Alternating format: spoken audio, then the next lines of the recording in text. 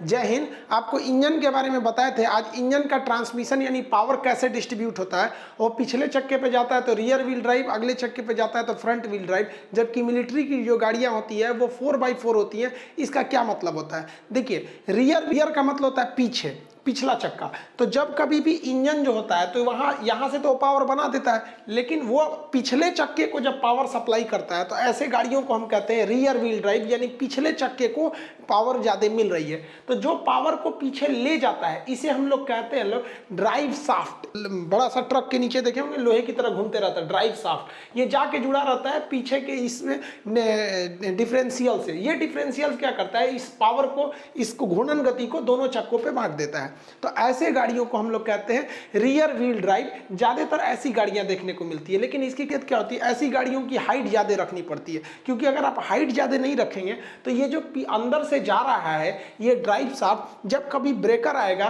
तो ब्रेकर पे अगला चक्का क्रॉस कर जाएगा, उसके बाद ब्रेकर ऐसे उठा हुआ रहेगा तो इसमें टकरा जाएगा। तो इसकी हाइट ज्यादा रखनी पड़ती है। ये ज्यादा लोड को खींच सकता है क्योंकि इसे पावर पीछे से मिल रही है। पावर जनरेट आगे हो रही है से, लेकिन पीछे चला जा रहा है। लोड ज्यादा खींच सकता है, ये ज्यादा स्टेबल होता है, ये अच्छा माना जाता है। लेकिन ये माइलेज कम देता है। क्यों माइलेज कम देता है? क्योंकि इसमें इंस्ट्रूमेंट ज्यादा लगे हैं। देख रहे हैं इतना बड़ा लोहे का ये लगा हुआ है आपका ड्राइव शाफ्ट, तो हैवी लोड हो जाएगा। हैवी लोड होने की वजह से ये गाड़ियां माइलेज कम देती हैं, यानी 1 लीटर पेट्रोल में ज्यादा दूर नहीं जाती हैं। माइलेज का मतलब होता है पेट्रोल से कितनी दूर गाड़ियां जा रही हैं। आप रियर व्हील ड्राइव में देखे होंगे तो ये वाला जो हिस्सा होता है इसे हम लोग कहते हैं, ये आपका ड्राइव शाफ्ट है। ये जाके जुड़ा रहता है डिफरेंशियल से। ट्रक वगैरह में देखे होंगे, ये किसी भी लोडेड गाड़ियां में देखेंगे तो नीचे ये वाला जो हिस्सा है ये आपको यहाँ दिख रहा होगा। अब अगर हम कलर चेंज कर देते हैं तो यहाँ भी दिखे, ये भी क्या है, ड्राइव शाफ्ट है। इसमें सबसे बड़ा चीज क्या होता है, रियर व्हील ड्राइव में गाड़ियों को ऊंचा रखना है। अगर नीचे रखेंगे तो रियर व्हील ड्राइव पॉसिबल ही नहीं है, वरना लड़ जाएगा ये। अब दूसरा होता है फ्रंट व्हील ड्राइव। जैसे इंजन तो यहाँ पावर जनरेट करता है। इंजन के बारे में 4 स्ट्रोक इंजन तो पूरा इंजन पढ़ा दिए हैं आपको, लाइनर पिस्टन वगैरह, डिस्क्रिप्शन में उसका लिंक दे देंगे, आप देख लीजिएगा। तो ये इंजन यहाँ पावर बनाया और इंजन पावर बना के वहीं के चक्के को दे दिया, यानी फ्रंट के ही चक्के को दे दिया, तो इसे कहते हैं front wheel drive. Front wheel drive ये गाड़ियों को बहुत ज्यादा हाइट पे रखने की जरूरत नहीं है, क्योंकि इसमें आपको बहुत लंबा ड्राइव शाफ्ट बनाने की जरूरत नहीं है, यहीं से तुरंत इसको दे देना है। तो इसलिए इनकी हाइट ज्यादा नहीं रखी जाती है। ये ज्यादा लोड लेके नहीं जा पाते हैं, क्योंकि लोड को कहां रखा जाता है, पीछे ही रखा जाता है। जबकि सारा पावर आगे है तो खींचेगा कैसे पीछे से वहां पर, तो ये ज्यादा लोड नहीं ले जा सकता है। ये स्टेबल ज्यादा नहीं होते हैं। रीजन क्या है कि जो स्टीयरिंग होता है वो भी अगले चक्के को कंट्रोल कर रहा होता है और पावर भी अगले चक्के को, तो इसलिए उतना स्टेबल नहीं माना जाता है। ये छोटी गाड़ियों में, कार वगैरह हो गया, छोटी मोटी चीजों में इसको लगाया जाता है, लेकिन ये माइलेज अच्छा देता है। रीजन क्या है कि इसमें हल्के होते हैं। जो लंबा सा हमको ड्राइव शाफ्ट लगा के पीछे भेजना था उस सबका लोड वगैरह इंस्ट्रूमेंट कम हो जाते हैं, जिस वजह से इसका माइलेज अच्छा होता है। अब आप इन दो गाड़ियों में देख के इजीली बता सकते हैं इसका हाइट कम है, इसलिए ये कैसा है, front wheel drive. Engine power बना के इसी चक्के को दे देगा। जबकि ये बड़ी गाड़ियां हैं, इनकी हाइट ज्यादा है तो इंजन पावर आगे बनाता है, लेकिन पिछले चक्के को ये क्या भेज रहा होता है। तो ये हो जाता है आपका रियर व्हील ड्राइव, ये हो गया फ्रंट व्हील ड्राइव। आप कहेंगे कि अच्छा कौन होता है? भाई दोनों अपने अपने जगह पे है। कम काम है तो इसको लीजिए, ज्यादा काम है तो इसको ले लीजिए, लेकिन दोनों की एक बहुत बड़ी खराबी है।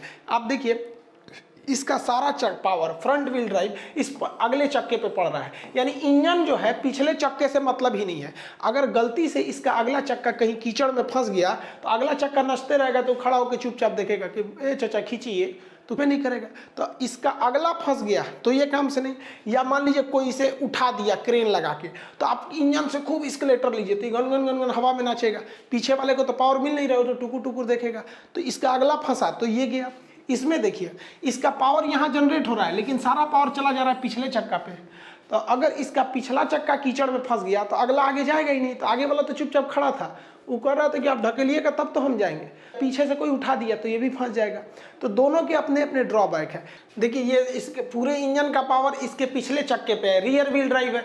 रियर व्हील इसका फंस चुका है जाम में, अगला चक्का कुछ कर ही नहीं पाएगा क्योंकि सारा पावर कहाँ जा रहा था, रियर व्हील पे जा रहा था। लेकिन मिलिट्री वाली गाड़ियों को क्या होगा, उनको तो कभी उबड़ खाबड़ रास्ते पे जाना होता है, उन्हें कीचड़ वाले जाने पे होता है। पता चला अगला फंस गया तो टुकुर टुकुर देखेंगे नहीं ना। तो उसके लिए जरूरी था इनको पावर पूरे चक्के पे दिया जाए, आगे भी दिया जाए और पीछे भी दिया जाए। तो मिलिट्री के जितने ट्रक वाहन होते हैं इनका ट्रांसमिशन दोनों ओर होता है। आप देखेंगे तो यहाँ पर एक सेंटर में एकदम बीचों बीच में सेंट्रल डिफरेंशियल होता है, ये पावर को पिछले चक्के पे भी भेजता है और अगले पे भी भेजता है। तो इसको हम लोग कहते हैं 4x4। तो इसमें आगे का अगर गया या कीचड़ में तो पावर तो उसको भी मिल रहा है, वो ढकेल के इसको निकाल देगा।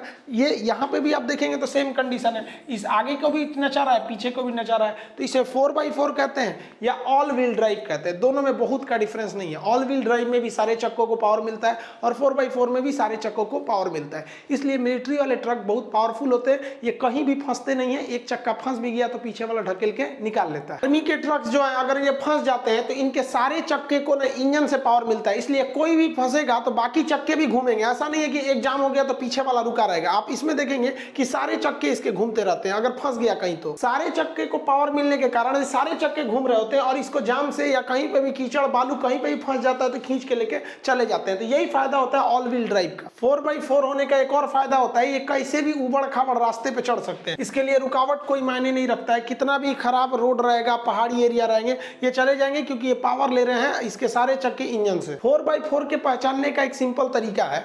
आप अगर देखेंगे तो यहाँ अगर आपको डिफरेंशियल आगे भी देखने को मिल गया और पीछे भी डिफरेंशियल देखने को मिल गया तो समझिए 4x4 है। डिफरेंशियल देख रहे हैं ना, ये एक बड़े से ड्रम टाइप का होता है डिफरेंशियल। ये पावर को क्या करता है, दोनों चक्कों को देता है। तो ये डिफरेंशियल देख के आप बता सकते हैं कि ये 4x4 है कि नहीं, क्योंकि इतनी रोडिंग के लिए 4x4 या ऑल व्हील ड्राइव ही लेके जाना पड़ेगा आपको। यहाँ आपको इमेज में 3 इमेज दिख रहा है, आपको ये पहचानना है कि ये गाड़ियाँ कौन सी है। ये 1 नंबर इमेज कौन सा है, फ्रंट व्हील ड्राइव है कि रियर व्हील ड्राइव है या कौन सा है। ये तीनों अलग अलग है। कमेंट सेक्शन में आप इसको जाके लिखिए, हम बता देते हैं, आप जाके पॉज करके वीडियो को लिखिएगा। ये कौन सा है, फ्रंट व्हील ड्राइव है। क्यों, क्योंकि इसमें पीछे की ओर कोई भी ड्राइव शाफ्ट नहीं है, यहीं पर है।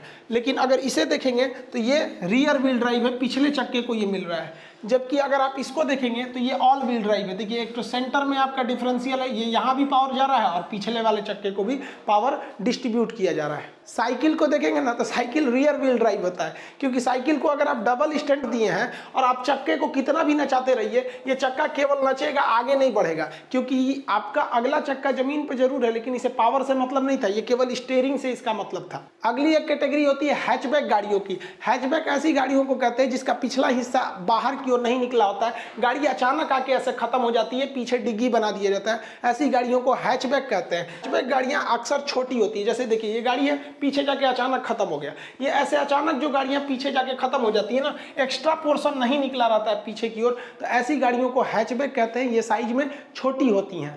जबकि सेडान जो गाड़ियां होती हैं, सेडान बड़ी गाड़ियां होती हैं, इनका अगला हिस्सा नहीं पिछले हिस्से से पता चलता है, एक एक्स्ट्रा पोर्शन निकला रहता है जिसे हम लोग बूट गी कहते हैं। जब एक्स्ट्रा हिस्सा निकल जाता है ना तो उसे सेडान कहते हैं। जितनी भी सेडान गाड़ियां हैं आप उसमें देखेंगे तो एक्स्ट्रा जरूर निकलेगा। देखिए यहाँ पे आपको सब में एक्स्ट्रा पार्ट यहाँ पे दिखने को मिलता होगा, इसे बूट कहते हैं। बूट स्पेस डिग्गी का जगह जिसे लीटर में नापते हैं। ये इमेज धुंधला है तो इसमें देख सकते हैं जितनी गाड़ियां हैं सब में एक्स्ट्रा थोड़ा सा निकला हुआ है। जहां भी थोड़ा सा एक्स्ट्रा निकल गया आप समझ जाइएगा कि वो कौन सी गाड़ियां हैं, सेडान गाड़ियां। तो सेडान की पहचान एक्स्ट्रा निकला है और हैचबैक की पहचान सिकुड़ा हुआ है पीछे से। यूटिलिटी व्हीकल उसे कहते हैं सामान ढोने के काम में आते हैं, तो इसे हम लोग यूटिलिटी व्हीकल्स के नाम से या यूवी कहते हैं लोग इसे। यूवी यूटिलिटी यानी सामान ढोने के काम में आते हैं, चाहे वो पिकअप हो गया या एस हो गया या इस टाइप के हो गए, सब ये सामान ढोने के काम में आते हैं सब। ये जितनी गाड़ियां ढोने वाली होती हैं ये फ्रंट व्हील ड्राइव तो हो ही नहीं पाएंगी, क्योंकि फ्रंट का पावर दे देंगे तो पीछे से इतना लोड को कैसे खींचेंगी। ये सारी गाड़ियां कैसी होती हैं, रियर व्हील ड्राइव होती है सब। ये पीछे पावर इनको मिल रहा होता है। अब अभी के वक्त में लोगों को क्या चाहिए, हैवी सामान टाइप का, बहुत हैवी ढो भी दे और लुक भी उसका स्पोर्टी हो, मतलब सुंदर लुक हो। तो कंपनियों ने एक नया सेगमेंट बना दिया जिसका नाम रखा स्पोर्ट कॉम यूटिलिटी व्हीकल। ये एसयूवी कहते हैं। अब अलग अलग एसयूवी कंपनियां अलग अलग बनाती हैं, जैसे सफारी भी एसयूवी में आती है, बोलेरो भी आती है, स्कॉर्पियो भी आती है, तो ये एसयूवी में आती है। एसयूवी जनरली बड़ी गाड़ियों को कहते हैं, वो बहुत बड़ी साइज की होती हैं सर एसयूवी गाड़ियां। ये 7 सीटर हो जाते हैं सब एसयूवी जो होते हैं सब 7 सीटर। एसयूवी सबसे बड़ी पहचान ये थोड़ी साइज में बड़ी होती है और ऊंची होती है एसयूवी। ये एसयूवी अलग अलग कंपनियां अलग बनाती है, जैसे फॉर्च्यूनर एक बहुत बड़ी एसयूवी में आती है, फोर्ड की आती है सब, डस्टर वगैरह ये सब जितनी बड़ी बड़ी है सब, ये सब एसयूवी में आ जाते हैं सब। अब एसयूवी में महिंद्रा वगैरह की जो है एसयूवी है, तो एसयूवी में महिंद्रा ने एक एक्सयूवी बना दिया। तो एक्सयूवी कोई कैटेगरी नहीं है, वो महिंद्रा कंपनी की बनाई हुई एसयूवी है जिसका नाम उसने एक्सयूवी रख दिया था। और हालांकि एसयूवी को नए नैनो कंपैक्ट महिंद्रा ने ही पहुंचाया था। तो बढ़िया एसयूवी में आती है। अब इसको थोड़ा सा छोटा बना दिया गया, कार और एसयूवी के बीच में भी आ जाती है, तो उसे मिनी एसयूवी कहते हैं। वो एसयूवी की ही एक कैटेगरी होती है।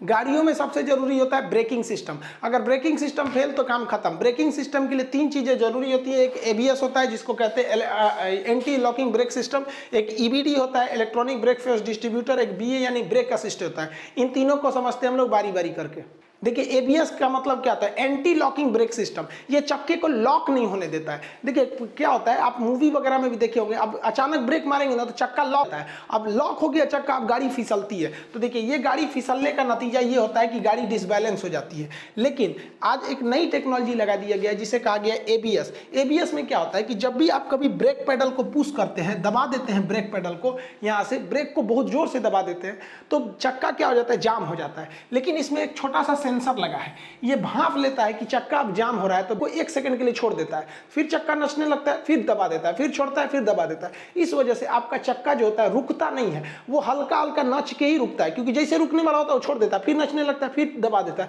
तो ऐसे करके रुकता है ना, तो गाड़ी आपकी स्टेबल होकर रुकती है और पहले ही रुक जाती है।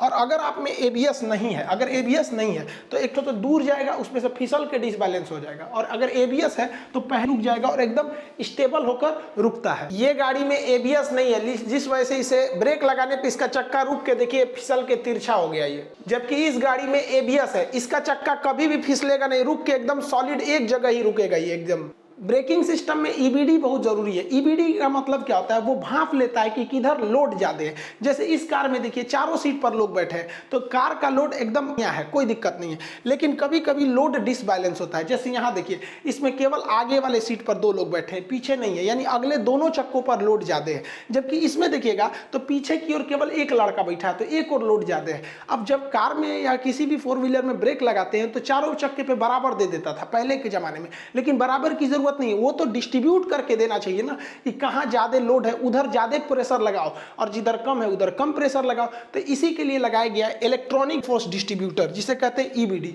ये भांप लेता है कि लोड किधर की ओर ज्यादा है।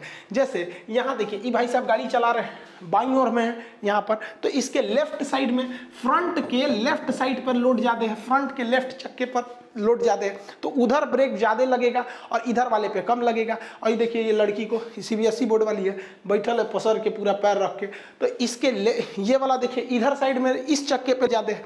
तो जो भी ये जब अगर इस गाड़ी में ईबीडी है, इलेक्ट्रॉनिक ब्रेक फोर्स डिस्ट्रीब्यूटर, तो वो ज्यादा लोड किस चक्के पे देगा, एक ई बकलोलिया के चकवा पे देगा, और ये जो चला रहा है चश्मेला, इसके चक्का पर देगा। तो इन्हीं दोनों पर देगा यहाँ पर, बाकी 2 चक्कों पर लोड कम देगा। तो लोड को ऑटोमेटिक डिस्ट्रीब्यूट करने के लिए एक सेंसर आता है जो गाड़ियों में लगा रहता है, जिसे इलेक्ट्रॉनिक ब्रेक फोर्स डिस्ट्रीब्यूटर कहते हैं। इससे गाड़ी स्टेबल हो जाती है, घुमाव पर या फिर मतलब सवारी की संख्या ज्यादा या कम होने पर वो अपने से ब्रेक को सिस्टमेटिक ढंग से बांट देता है। अब आता है आपका ब्रेक असिस्ट, मतलब ये आपके असिस्टेंट का काम करता है ब्रेक का। कभी कभी भीड़ में, जैसे देखिए ये नीला वाला गड़िया लग रहा है, इसको ठोक देगा, तो अचानक हचाक से दाब दीजिएगा ना ब्रेक पेडल को, तो यहाँ पर देखिए ब्रेक जो होता है ना, इसका शॉर्टकट होता है ABC, यानी एक्सेलरेशन, ब्रेक और clutch. ABC acceleration, brake, accelerator, brake और क्लच।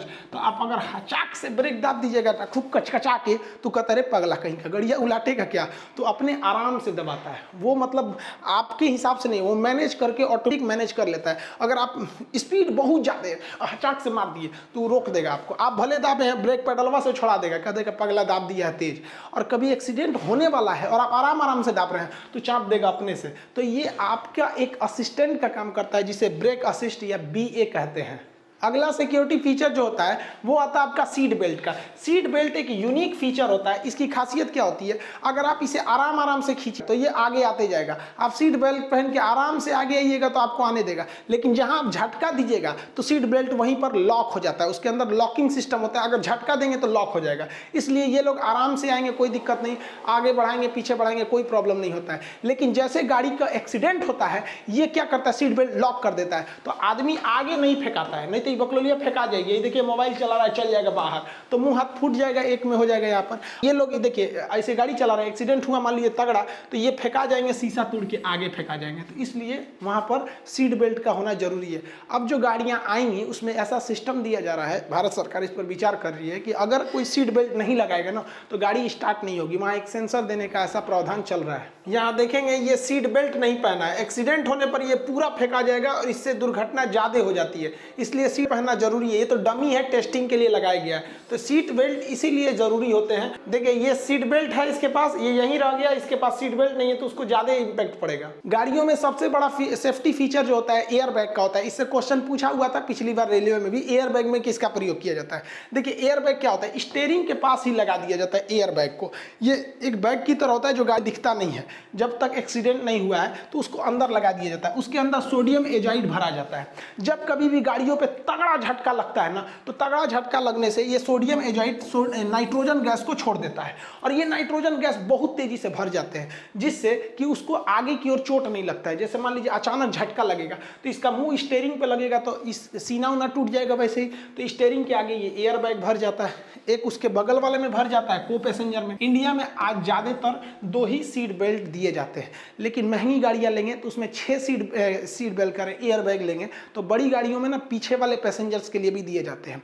यूरोप वगैरह में तो कंपलसरी है, भारत में अभी भी बहुत सारी गाड़ियाँ, अब तो भारत में भी कंपलसरी कर रहा है कि कम से कम आपको आगे 2 एयर बैग देना ही देना है, क्योंकि आगे वाले के आगे कोई सपोर्ट का रास्ता है वो बाहर चला जाता है। तो याद रखिएगा एयर बैग में सोडियम एजाइड का प्रयोग किया जाता है, ये सेफ्टी फीचर में बहुत जरूरी होता है। ड्राइवर को सीट बेल्ट और एयर बैग दोनों हेल्प करता है, वरना वो स्टीयरिंग से जाके लड़ जाएगा और उसमें अंदर स्टीयरिंग लग जाएगा, स्टीयरिंग से निकल जाता है एयर बैग, ये इसे बचा लेता है इंपैक्ट से ड्राइवर को।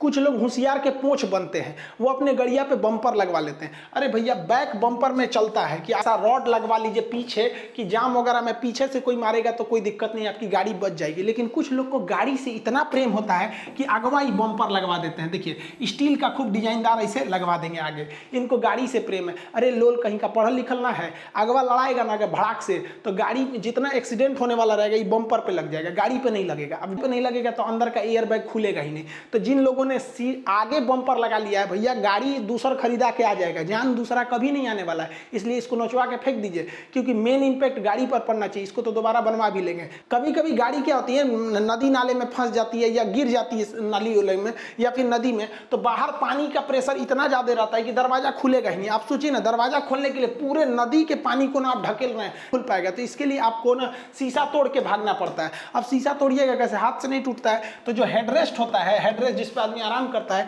ये बाहर निकल सकता है। तो इस हेडरेस्ट को इस तरह पकड़ के क्या करना है, बाहर निकाल दिया जाता है। और हेडरेस्ट का जो रॉड होता है, ये रॉड, इस रॉड से देखिए बकलोलिया दिखने में बकलोल थी लेकिन फोड़ने जा रही है, रॉडवा से फोड़ के इसमें से कूद जाएगी ऊपर, तो बाहर निकला लगता है। आई होप आप इसे समझेंगे। नेक्स्ट क्लास में हम आपको इंजन तो बता ही दिए हैं और ये चीज बता दिए, क्लच कैसे काम करता है, क्लच पैड और गियर बॉक्स कैसे काम करते हैं, इस सब के बारे में आपको अगले किसी वीडियो में समझा देंगे। मिलेंगे नेक्स्ट क्लास में। जय हिंद।